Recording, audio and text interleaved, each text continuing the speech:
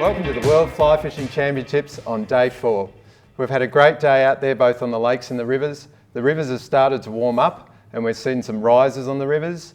The lakes maybe still a little bit windy, and Tom, you were saying that they've been quite dirty, so it's still got that lag of the fishing really not being where we would expect it to be. Yeah, it's tough. The mayfly are down, they're not really hatching, the water's coloured, we've had wind just blowing day after day, so the lakes are colouring up. It's making life hard for the anglers. Right. And Martin, what does that mean in terms of fly choices and fishing on the lakes? Are you having to fish with flies that are bigger, bolder that fish can see, or how does that work? It would be good to know the answer for this question. If you were making a fly choice, does it change in those conditions? Look, yeah, maybe try bigger flies or smaller flies. Right. Just try to change something. Yep. But I guess we're still seeing the lakes being a real variable, and you know, in your case today, Tom, you know, on penstock, it's not necessarily a matter of that you're fishing badly, it's just the conditions can be really challenging. It's tough. The one thing about the lakes is that teams have to do well on the lakes. On the rivers, your beat is what it is. On the lake, you can go wherever you want. Makes it hard. I know for me personally, I've gone from the highs and lows in one day. One little pine yesterday, doubled everyone else in the competition there. But then today blanked penstock, had some chances, and yeah, if you don't land the fish you have on in that session, you're not going to do very well. So pretty challenging. Yeah, you just got to take those opportunities because there's not going to be many. Yep. Well, we were out and about as usual today, and we managed to actually get footage for you of all of the top 3 place getters in the aggregate scores. So let's have a look at how they went. Today I was fishing on Little Pine Lagoon with a South African fisherman, and I caught 5 fish, so it's quite good for this session. It was not so easy with the wind and dirty water, but I arrived to took a lot of fish, so I'm really happy for this session. It's possible catch the fish in the soft water when the other guy don't have catch the fish, and I see sometimes 1 or 2 fish. Here I see 1 fish catch the dry. Maybe I think good catching for me. Just come off a little pine after one of the hardest days I've ever had in international competition. I'm with my boatman Steve here. I've hooked about a dozen fish today and everything fell off. Had them in the hang, had them pulling, even got snapped up. Pretty gutted just now, but onwards and upwards. We've got fishing tomorrow in penstock. So we're up here on Little Pine Lagoon, which is a little bit windy. So it's really murked up. The fishing was really tough, at least for me.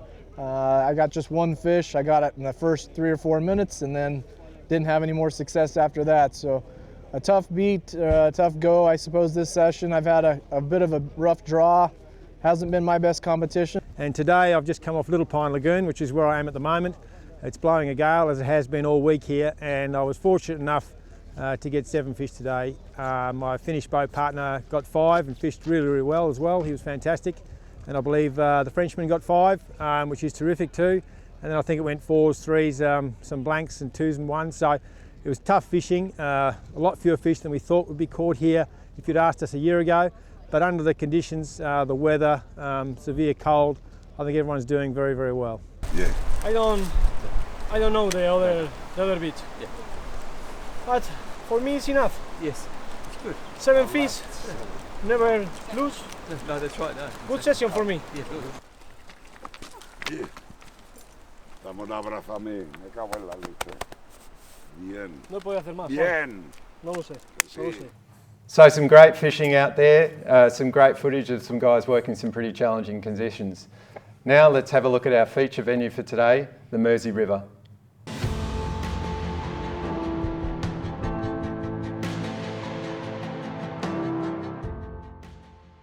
The Mersey River is technically a tail race, but is quite a long watercourse and has many tributaries running through it. It drains out into Bass Strait, and it holds good populations of brown and rainbow trout. The river fishes well all season long, sees really good hatches of canids, has a lot of mayfly, a lot of caddis, and you'll expect to see them season long. Throughout the competition, you'll see competitors mostly nymphing this water with a little bit of dry fly and some nymph under dry thrown in there, as well as the possibility of swinging some spiders or streamers through the flatter and deeper water. So that was the Mersey River. Now let's get straight into the results because we're getting to the pointy end of the competition. Guys, penstock. Martin, maybe I'll start with you on this one because Tom certainly had a bad day out there and we won't talk about that too much. Yeah, probably. Let's talk about the other guys that did well. Devon Olsen is a name we haven't seen during the competition, which it was, I guess, that's is a interesting surprise. because, yeah, exactly, because he's really good. But, you know, he just probably haven't had a good days or something. It's just interesting to see, even Tom was talking about dirty water. There are still quite good numbers of the fish being caught. So there is a chance. There is always a chance. You know, one thing about penstock, we all know penstock is really the random lake here. It can go up and down, and you could win it one day and then lose it the next day. And that's almost exactly what we've seen with Slovakia here, because I believe Slovakia in the last 2 days on penstock have not caught a fish. Yeah, they were blanking. And, yeah, and I was speaking to Garth from South Africa on the bus, and the Slovakian said, look, I don't know, we can't catch a fish on this lake, so just take me somewhere. And then, sure enough, he goes out and he... Second place today. So anything can happen on that venue still. And the numbers are so small in terms of fish being caught that, you know, the variables are very small as far as a good day and a bad day, aren't they? And like I said before, 5 takes and 5 fish landed means you can win the session here. Yeah. But I know I had 5 takes and none of them ended up in the boat, so it costs you. And I know my boat partner, Ken McCauley from Canada, he did that. He didn't have many chances, but what he did, he put in the boat and just hooked them. Yeah, he's in 5th place, so that's awesome. Yep. Moving on to the Meander River. So apparently there were the most fish caught in any session. Is that right, Tom? Yeah, so we saw a bit more warmth on the rivers today, and if you look at the results there, they're actually quite more consistent the whole way down the board. Some of the worst beats performed today for the first time. There was a bit of sun. It seemed that we had some dry fly activity. There were some rising fish, so it was a different story. So, yeah, the Meander's starting to fish a little bit better, but the beats that are good, that have been hammered, they're going to be tough tomorrow. He'll be there tomorrow. I will. Jean Bonneau from France having another again. great result. So he won on the Mersey, I believe, on the first day, and now winning the session on Meander as well. It's nice to see Igor Lukasik from Slovakia up there, finally, because he's a really good fisherman, so he deserves it to be up there. And we're seeing Finland starting to come into the mix now. Finland, no one ever talks about Finland. No one ever talks about them. They're a young team. They're really good. They're normally in the top 5. They have been in the last few years. And if you just take Jyrki, one of their young anglers who won silver last year in Italy. So they're right up there. And you see, they haven't won too many sessions, but they've been thereabouts. Like they're 5th here on the Meander. They've been 3rd on... I think they were 3rd on Little Pine today. So they're getting good, consistent results, and that's what you need to do. Yeah. They are coming up slowly. And moving on to Woods Lake. Still seeing relatively low numbers on Woods as well, and not a lot of difference between, you know, it's quite interesting 1st and 10th, really. Because we expected before competitions that this lake will produce most of all. We expect like 20, 30 fish in 4 hours. Right. Yep. It's not like that, unfortunately. I don't know what's going on with Woods Lake. I mean, I know with the Australian team, we were expecting Woods Lake and Little Pine, both wild brown trout fisheries, to be our venues that we would really dominate. And so far, the only one we're dominating is Little Pine. And Woods Lake, we just have no idea what's going on. It's really tough. It's not doing what it did last year. So, yeah, these other teams are starting to do really well. And if you look at some of the names up the top, they're the teams that are in the mix. But Pablo Castro of Spain, he's 2nd there. A great example of how Spain have adapted to the fishing here. 'Cause on the first day, Pablo was on Little Pine, and he was way down the bottom just with 1 fish. So they've turned it around really quickly, and that's why they're doing so well. Yep. Yeah, and I think you're right. We're definitely seeing the teams that adapt better popping up into that top 5 regularly on most of these venues here, and it's showing in the team results, which Absolutely. we'll show you soon. The Mersey River, a little bit less windy out there. You're out there today, yes, Martin, again, and I was out again, there like as well. every day. And definitely, I was standing with Federico on beat 21, I think it was. beat 11. I don't know. And we were seeing rising fish, before the session even started. Really? Which I haven't seen over the last 4 days. No. So it was quite different, which meant a lot of fishermen were applying quite different techniques. Federico started with dries. Yeah, which So, is, That's And good not to only see. him, Yeah. not only him. I spoke to Wojta Unger from Czech Republic, who came third with 13 fish, and he mentioned something like all of his fish he caught with dry flies. Right. Yeah, so it's a real change in conditions. yeah. And again, Finland's there. Finland's in the mix there. You've got Czech in the mix, Spain, Howard Croston, who's having an amazing competition. He's there second again on the river. That's amazing. So, Yeah. the one thing, if you're a competitor on the Mersey, when you're hopping on the bus, you don't want to get onto the bus with 9 people on it. Because if you get onto one of the buses, when they leave the hotel here, there are 3 buses that go to the Mersey. If you get on the one which is going to beat 1 to 9, you're on the graveyard bus. Because no fish are getting caught up there. It is bloody hard. I think most of those people who drove in that bus today, they are sitting down. Maybe all of them. Donuts all round. I think the highest scoring 4 fish. guy was 4 fish for Gregoire from France. I think he fished beat number 8. Yeah, which is the lowest, lowest of the high yeah. beats. And they don't get any better. I also should mention, I saw Julien from Spain fishing his beat. That was beat 21. And he had 21 fish, which Jean-Benoit had 18 on the first day. session. This is day 4, and he's caught 21 fish out of that water. And that's pretty. That's the pretty beat we substantial, thought it's going to be one of the worst beat on the river. It's a flat water beat, and we didn't think it would fish well. It does have a deep hole in it, which is helpful for the fish when they do get pressured. But it's interesting, we saw that beat do really well and then really badly, and then with this warmer weather, it's just come through again. Yep. So they're there and they want to eat. Really interesting results. Speaking of interesting results, moving on to Little Pine. We mentioned donuts earlier.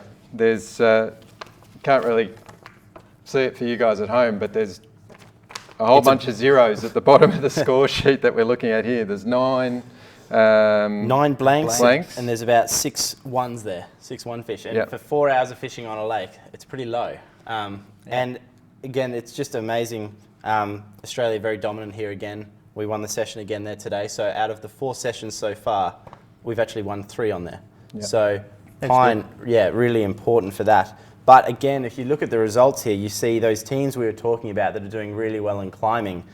France, Finland, Spain, like they're really pushing up. Jordi Oliveras of Spain, who came 6th, he's probably not on the screen there.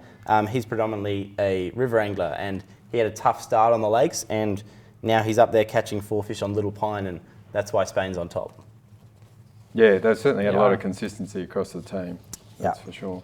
They are great anglers, great competitors. They know. They just know. So the wash up of that in the individual results, we've got Howard Croston in first, Federico Santiamantini in second, and David Garcia in third. Names that you would not be surprised at seeing up in the top 3 positions at this point? Look, in individuals, it can be like, 50 people of all. But these guys, they just fished well. We'll see how they will fish tomorrow. Yeah, critical for those of them that are going onto a river to see how they draw. Josh Graffam from America doing really well. He's one of their best lake anglers, and he actually took the year off, didn't fish Italy last year, and came here to focus on the lakes for this competition. And he's in 4th doing really well, but he does have to go to the Mersey tomorrow and hopes he doesn't draw one of those high beats or a beat that's been fished really well by another angler. So for those guys up there in the top who are finishing on the river, it's really going to be in the hands of the draw. Yep, yeah, 100%. And a really good showing after that from France with Sébastien Delcourt and Pierre Kuntz. So clearly the French, by their position up the leaderboard as a team, are performing very well. Yeah, absolutely. And look, Sébastien is a European gold medalist from Italy, so he knows how to fish very well. And same Howard Croston, he's so good competitor, and he just had a bad luck in last few Worlds. He was sitting up there very close till the last session. Hopefully, he will do good tomorrow. And if you look there, between 9th place and third place on the podium, there's only 4 ranking points in it. Yeah. And that's absolutely nothing in the scheme of this. So pretty much anyone in the top 10 there can pull up and get onto the podium in this last day, and potentially someone even further down there. And yeah, it'd be fantastic. Hopefully, you look at names there, Daniel Factor, been in the top 20 a lot over the past years, young guy from South Africa doing really well. Yeah, it'd be really cool to see someone like that jump up onto the podium. And it's worth mentioning also, we've been seeing Jonathan Stagg consistently at the top of the individuals board, and now unfortunately he's moved down to position 11 from an Australian perspective. Do you know what sector he's got tomorrow? Yeah, so he had Woods today, which was our undoing. Right, so he's got Mersey last. Right. So with conditions improving, there's a chance that yeah, he absolutely should be able to salvage that back into a good hopefully result. he will be sitting in the right bus. Yeah. Hopefully not the graveyard bus. Yep. All right, shall we move on to teams? Absolutely. I'm not sure. Yeah, unfortunately, Czech Republic have lost another place, Martin, but let's focus on Spain first. I'm talking about Australia. Oh, you're talking about Australia, right, okay. Spain, just as we've said already, consistency across the board. Yeah, that team. And France. France, exactly the same. They're actually on the same number of placing ranking points. Same teams keep popping up there. Spain, France, Czech Republic, Finland.